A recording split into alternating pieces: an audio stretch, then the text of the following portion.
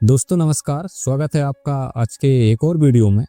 आज हम एक विशेष विषय पर बात करने जा रहे हैं कि इस समय जिन भी किसानों की मूंग की फसल फूल अवस्था में है, उस पर मारूका का जबरदस्त अटैक हो रहा है और किसान बहुत परेशान है।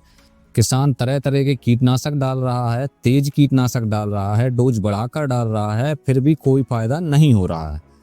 तो कुछ किसानों ने पिछले साल भी ट्राई किया था, इस साल भी ट्राई किया कि जो पशुओं को किल्ली लगती है या जो पशुओं को रस चूसक कीट लगते हैं, उनको मारने वाली मार्केट में जो दवाएं आती हैं, छोटी छोटी डिब्बी आती हैं, उनको अपने खेती वाले कीटनाशक में मिलाकर डाल रहे हैं तो जबरदस्त रिजल्ट मिल रहा है और मारूका मर भी जा रही है। तो इसी विषय पर हम आगे बात करेंगे।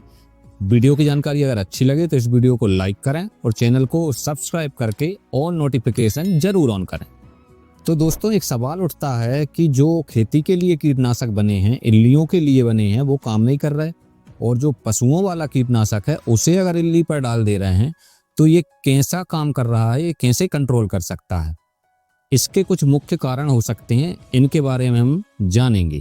तो पहली बात तो ये कि पशुओं के लिए जो बने हुए कीटनाशक होते हैं उनमें साइपरमेथ्रिन होता है, कुछ में डेल्टामेथ्रिन होता है, कुछ में परमेथ्रिन होता है, कुछ में अल्फा साइपरमेथ्रिन होता है। इस प्रकार के अलग अलग टेक्निकल अलग अलग कंपनी के प्रोडक्ट में होते हैं और इनका उपयोग पशुओं के कीटों से छुटकारा पाने के लिए किया जाता है। अब जब इनका स्प्रे मारूका पर किया जाता है या किसी अन्य इल्ली पर किया जाता है तो ये बड़े ही तेजी से असर करते हैं और मारूका को या किसी अन्य इल्ली को जल्दी ही मार देते हैं। इसका कारण ये है कि जो पशुओं के लिए कीटनाशक बने हैं वो हाई CIS फॉर्मुलेशन में होते हैं या फिर ट्रांस आइसोमर फॉर्मुलेशन में होते हैं।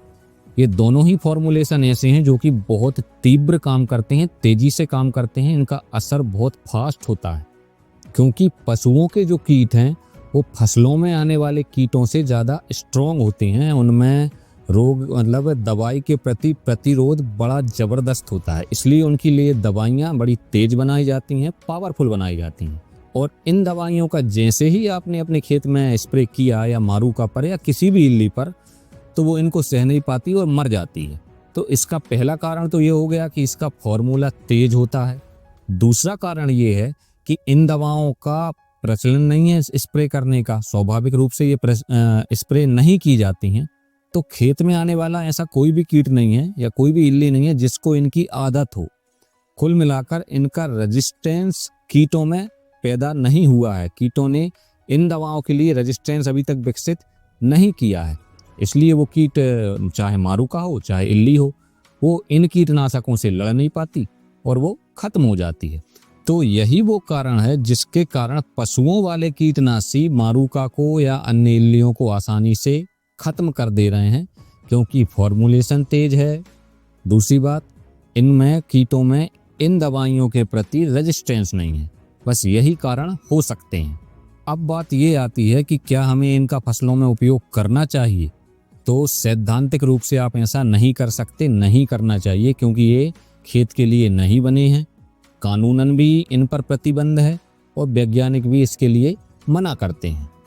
पिछले साल हमारे भी पड़ोसी किसानों ने हमें इसके बारे में सलाह दी थी, तो हमने थोड़ी सी जगह में इसका स्प्रे करके देखा था और वास्तव में ज़बरदस्त रिजल्ट आया था, इसमें कोई शक नहीं है।